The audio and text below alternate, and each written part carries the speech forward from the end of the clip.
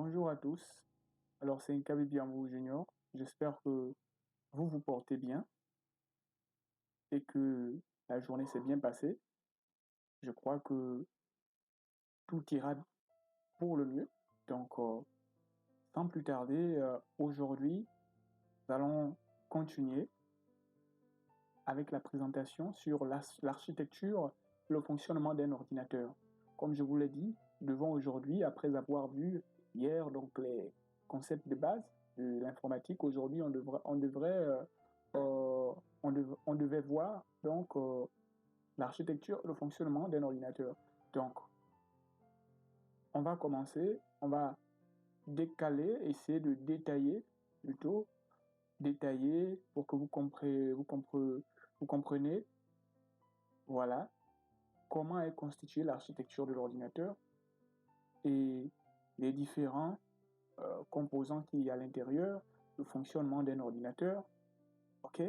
Donc, sur l'architecture, un peu plus loin, il y aura beaucoup plus d'explications avec une autre projection qui va parler de l'architecture, voilà, qui a été fait par exemple par von Neumann.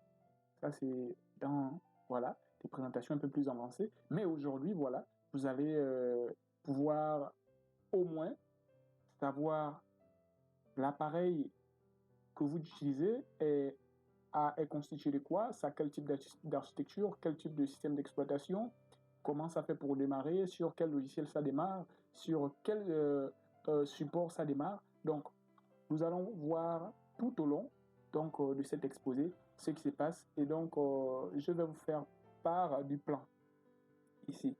Donc, ok, nous allons commencer ici avec le plan. Donc, nous allons voir la définition et le rôle du bus. Ok? La définition et le rôle du bus système. Ensuite, nous allons voir fonctionnement et l'importance du bus dans la communication des composants. Là. Ensuite, nous allons voir le type de mémoire et utilisation dans l'ordinateur.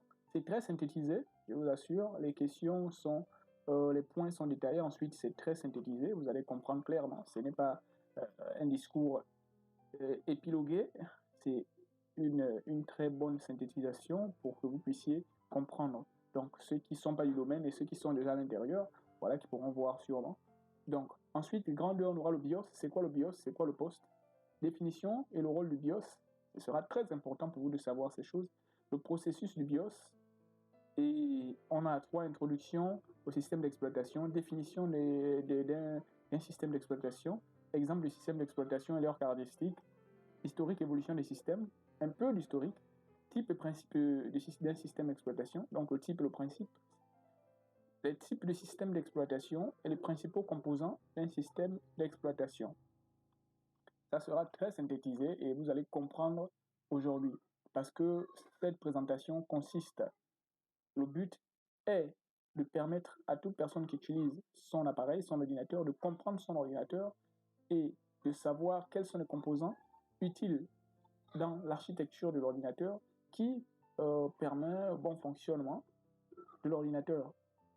Et ça pourra, voilà, faire prendre conscience à la personne qu'elle-même peut souvent peut-être réparer certains composants et autres. Et donc, pour ne pas parfois se faire même arnaquer pour les personnes qui vont faire des réparations. On continue, donc nous allons commencer avec la définition du rôle du bus dans le système. Donc, c'est quoi le rôle du bus dans un ordinateur? Allons-y. Nous allons dans une définition. C'est quoi le rôle du bus?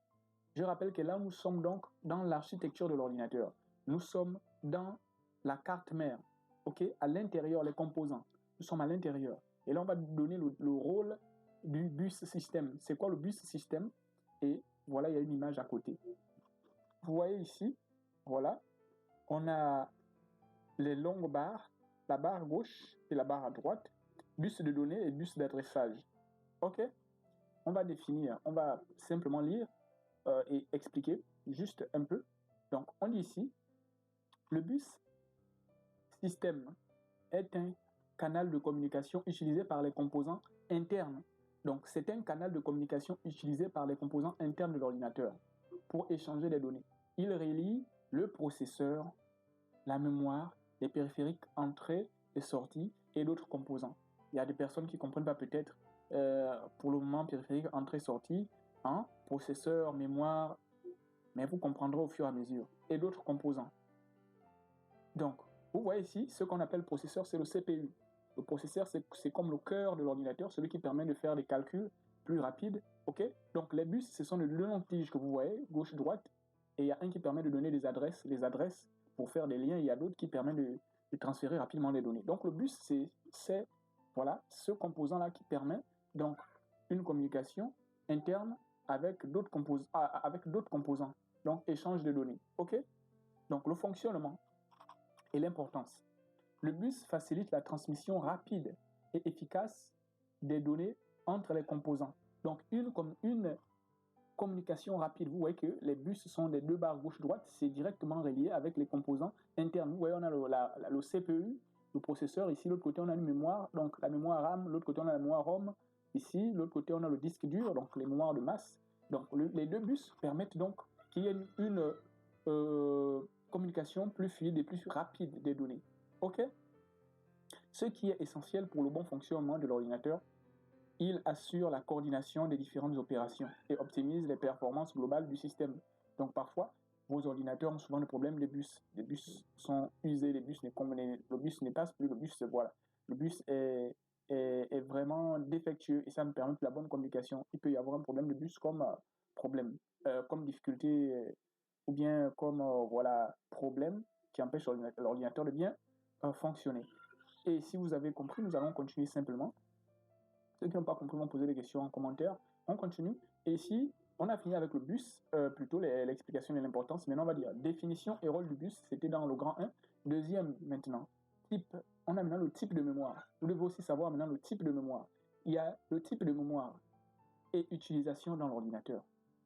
Nous avons parlé, les bus permettent donc de créer la communication entre différents composants internes de l'ordinateur. Or, la mémoire est un composant interne de l'ordinateur. OK? Donc, et parmi le type de mémoire, nous avons la mémoire ROM, la RAM, premièrement. Donc, Random Access Memory. OK? Donc, la mémoire, c'est une mémoire aléatoire. C'est ce qu'on appelle la mémoire aléatoire, random. Donc, ou encore une mémoire volatile. La random, c'est ce que vous voyez ici, celle qui est toute longue là. Voilà, je ne sais pas si le processeur, plutôt la souris se fait voir. Elle est là, la RAM. La RAM, c'est celle qui est longue tout en vert là. Utilisée pour stocker les données temporaires et les programmes en cours d'exécution. Ok, il faut retenir ça, c'est ça la RAM. Lorsqu'on dit votre RAM est faible, c'est que votre RAM n'est pas, votre mémoire temporaire n'est pas assez consistante, n'est pas assez, on va dire quoi, volumineuse. Parce qu'il y a des mémoires RAM qui sont à 2. Or, cette mémoire-là permet de conserver les informations temporaires en cours d'exécution, par exemple. Quand vous ouvrez, par exemple, un logiciel, ça vous permet d'ouvrir 3 à 4 logiciels, de garder 3 à 4 applications en même temps ouvertes, temporairement. Parfois, vous pouvez ouvrir le logiciel Word, en même temps Excel, en même temps. C'est la RAM qui permet de conserver ces informations-là temporairement ouvertes. Mais si vous n'avez pas assez de RAM, l'ordinateur va commencer à bugger. Ok, est volatile, ce qui signifie qu'elle perd son contenu lorsque l'alimentation est coupée. Mais si, bien sûr, l'alimentation est coupée, quand vous allez rallumer l'ordinateur, vous n'allez pas voir voilà, votre ordinateur avec, par exemple, le logiciel Word ouvert. Non, ça ne conserve pas les informations, les applications en exécution ouvertes comme ça. Comme si ça gardait la mémoire, même si l'ordinateur était arrêté. Non, ça ne fait pas ce rôle-là. Ensuite, on a la mémoire ROM, donc Read Only Memory. Donc, cette mémoire-là, c'est celle qui est de l'autre côté, en tout carré ici. Donc, cette mémoire, par contre, contient des instructions essentielles pour le démarrage de l'ordinateur et ne peut être modifiée. Il faut bien retenir ça. Cette mémoire, c'est une mémoire. Elle contient des instructions pour le démarrage de l'ordinateur et ne peut être modifiée. Elle conserve ces données même lorsque l'alimentation est éteinte. Donc, la ROM, Read Only Memory, ça lit juste un certain type de données, donc les données concernant le démarrage de l'ordinateur. Ça ne peut être modifié, ces informations, ces instructions qui sont à l'intérieur de cette mémoire. Même si l'ordinateur est éteint, ces données resteront toujours donc, dans la ROM. Et ensuite, on a le cache, la mémoire cache, celle que vous voyez en bas. Si vous allez dans le gestionnaire de tâches, vous allez souvent voir mémoire cache, cache memory. cache memory. Donc ici, cache, c'est une mémoire de petite taille et ultra rapide utilisée pour stocker temporairement des données fréquemment utilisées afin d'accélérer l'accès à ces données par le processeur. Lorsque vous ouvrez à chaque fois, vous ouvrez à chaque fois par exemple un logiciel et vous allez fréquemment dans une donnée, ben en fait le cache fait quoi? Il se dit bon, ça fait peut-être 6 fois, la personne ne fait qu'aller vers ce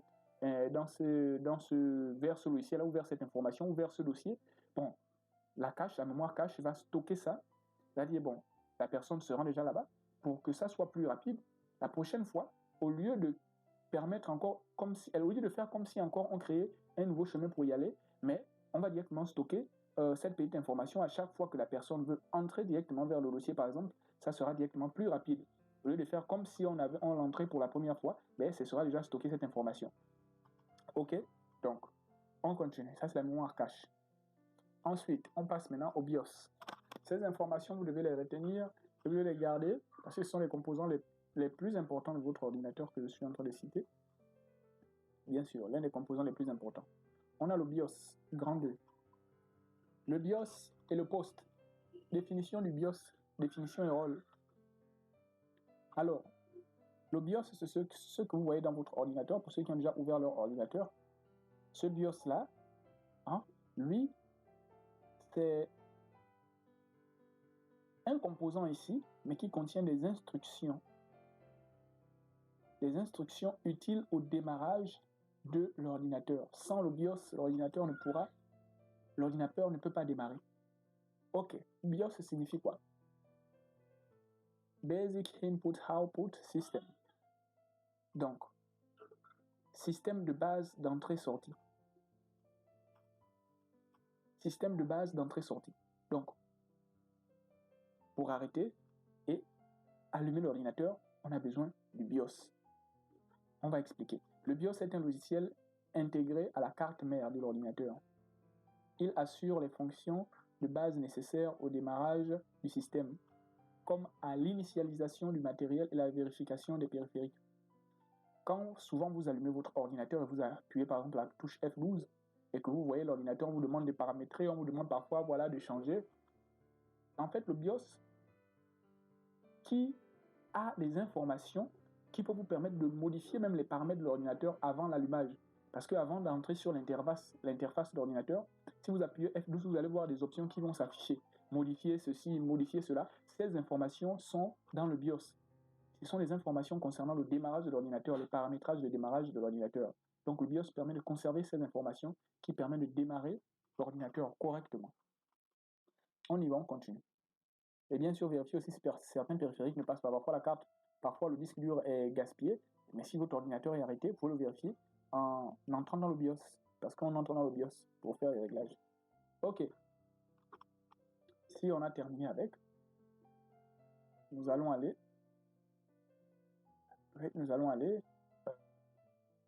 ici. Après, on va voir le poste. Je peux déjà vous dire que le poste, voilà, le poste, c'est un logiciel intégré dans le BIOS. Lui, automatiquement, quand le BIOS s'allume, et quand vous allumez l'ordinateur, le BIOS déclenche directement le système poste. Donc, ces deux logiciels sont intégrés ensemble. C'est le BIOS qui déclenche le poste afin de déclencher le système de vérification. Parce que le poste, c'est un système qui est dans le BIOS. On continue. Allez, on est là. Introduction, définition d'un système d'exploitation. Ok, là, vous voyez des images. C'est pour vous montrer déjà à quoi ressemble les systèmes d'exploitation. Il y a beaucoup qui ont déjà vu ça. Donc ici, on a Windows, Mac, voilà, OS, donc iOS, Android et Linux avec le perroquet, le pingouin que vous voyez ici. Donc, un système d'exploitation est un logiciel également. Comme vous savez, l'ordinateur est composé de deux parties, la partie matérielle et la partie logicielle. Donc, le système d'exploitation est un logiciel, ça fait partie de la partie logicielle. Donc, c'est un logiciel qui assure la gestion des ressources matérielles. Écoutez bien, c'est un logiciel qui assure la gestion des ressources matérielles. La gestion des ressources matérielles et facilite l'interaction entre l'ordinateur et l'utilisateur ou l'utilisateur et l'ordinateur. Ok? Il offre une interface pour exécuter les programmes gérer des fichiers et contrôler les périphériques. Si vous avez envie de retenir quelque chose sur le système d'exploitation, c'est que sans système d'exploitation, il serait impossible à l'utilisateur de pouvoir voir une interface, voir des fichiers, voir des dossiers, ou encore essayer de créer des dossiers. C'est impossible. Le système d'exploitation, donc, c'est ce logiciel-là qui permet à l'utilisateur de naviguer dans l'ordinateur et de pouvoir avoir une interface devant lui. Simplement. On continue. Donc, je vous avais dit qu'on a le BIOS et le POST. On a juste essayé d'amorcer un peu rapidement le système d'exploitation pour essayer déjà de vous donner une idée. Mais nous avions le BIOS à présenter. Donc, petit 2, on a le processus POST. Après le BIOS, nous voyons le POST. Et je vous avais déjà dit que le POST, hein, c'est un logiciel intégré au BIOS. Donc, processus POST, qu'on appelle Power on Self-Test. Power on Self-Test, c'est et initialisation du système, bien sûr. Et initialisation du système. Power on Self-Test et initialisation du système. Le POST est une séquence automatisée exécutée par le BIOS lors du démarrage de l'ordinateur. Il vérifie la présence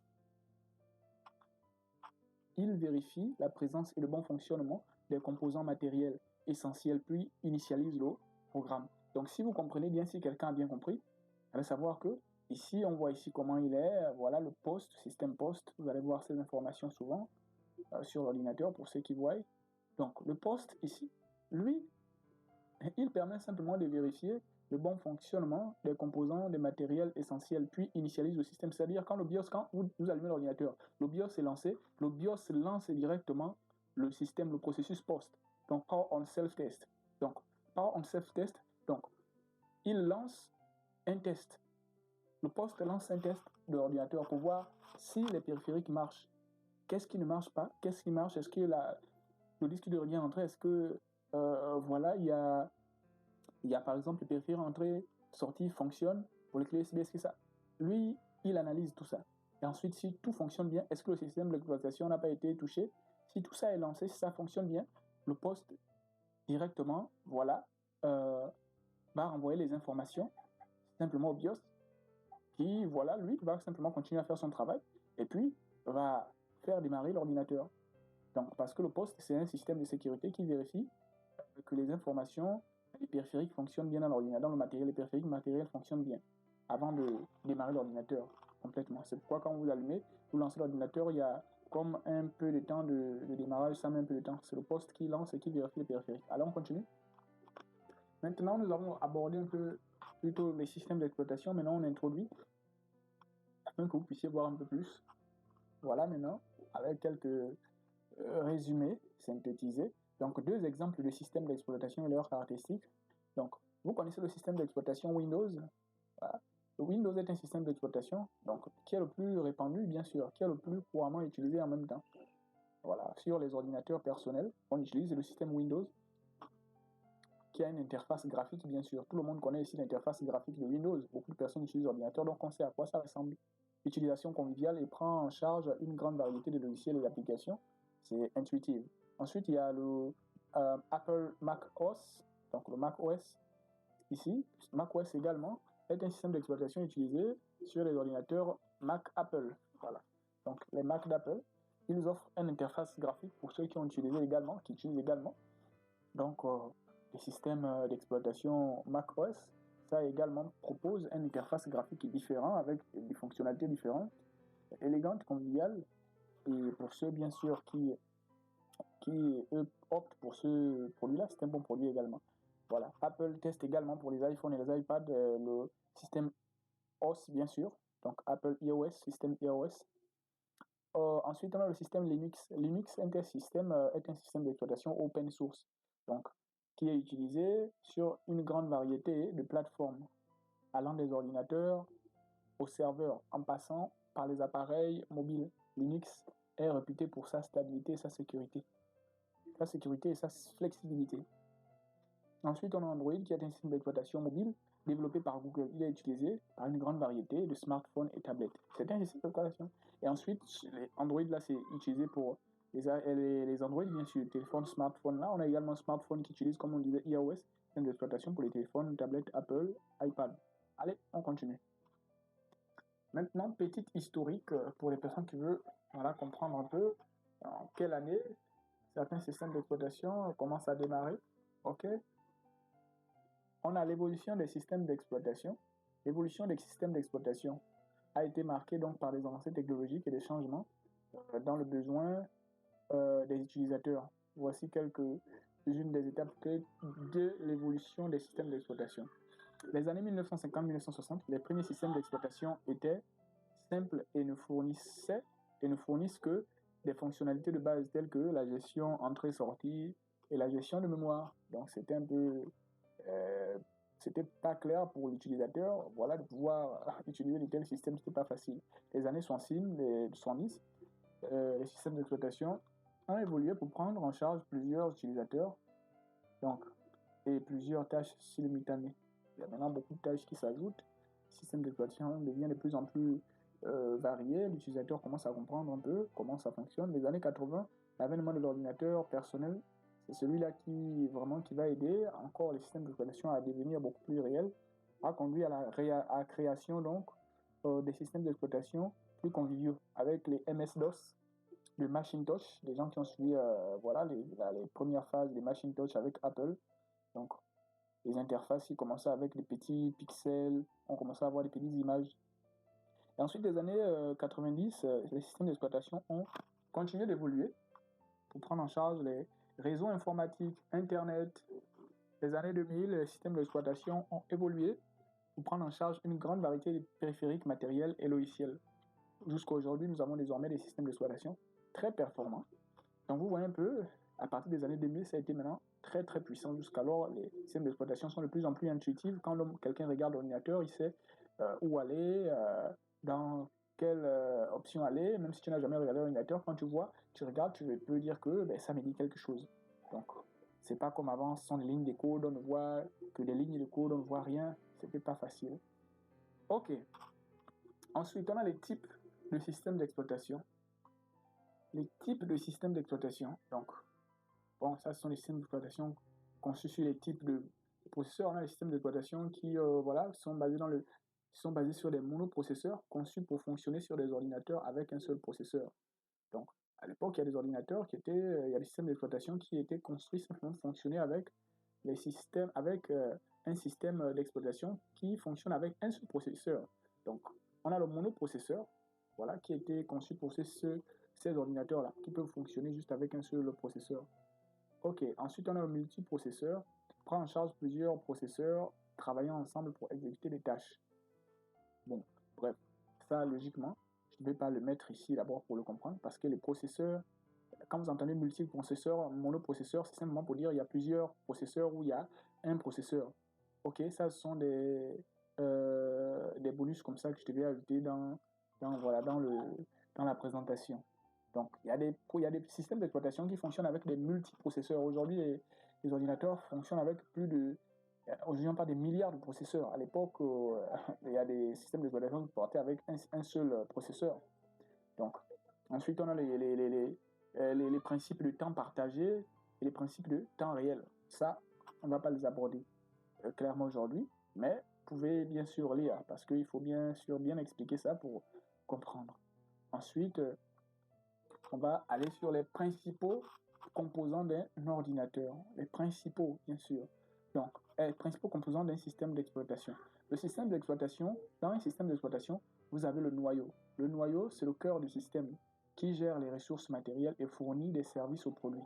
Donc, ça ressemble un peu à ce système-là.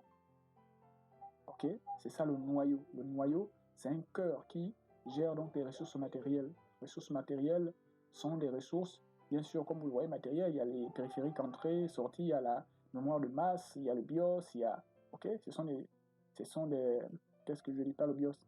Il y a la RAM, il y a la ROM, donc ça, c'est ce qu'on appelle le noyau. Ensuite, après le noyau, nous avons les gestionnaires des fichiers. Donc, gère l'organisation et l'accès et la manipulation des fichiers sur le système de stockage. Après, nous avons le gestionnaire des périphériques. contrôle les périphériques matériels connectés à l'ordinateur. Et ensuite, l'interface utilisateur. Fournit une interface graphique en ligne de commande pour interagir avec le système. Donc, après le noyau, la gestion des fichiers, la gestion des périphériques, il faut bien que l'utilisateur puisse avoir une interface pour pouvoir voilà, utiliser bien sûr les logiciels qu'il installe. Et donc voilà un peu ce qu'on peut dire sur le système d'exploitation. Donc pour résumer notre présentation ici, je disais que c'était bref, brève plutôt. La présentation était bien sûr très courte pour permettre aux autres de comprendre. Donc on va dire, pour résumer, dans un ordinateur, le système bus permet aux composants internes de communiquer efficacement. Retenez ça. Les mémoires RAM, ROM et cache jouent des rôles cruciaux dans le stockage et l'accès aux données. Donc ça, c'est le stockage. Chacun joue un rôle bien sûr différent, mais retenez que ce sont des mémoires. Le BIOS initialise le système via le poste. Donc le BIOS, lui, il permet d'initialiser, donc de rallumer l'ordinateur ou d'allumer l'ordinateur par le poste, en lançant le poste. Le BIOS lance le poste pour la vérification. OK? Les systèmes d'exploitation tels que Windows, Mac OS et Linux facilitent l'interaction avec l'utilisateur. Ils peuvent être adaptés à différents environnements. Les principaux composants d'un ordinateur d'exploitation assurent son bon fonctionnement.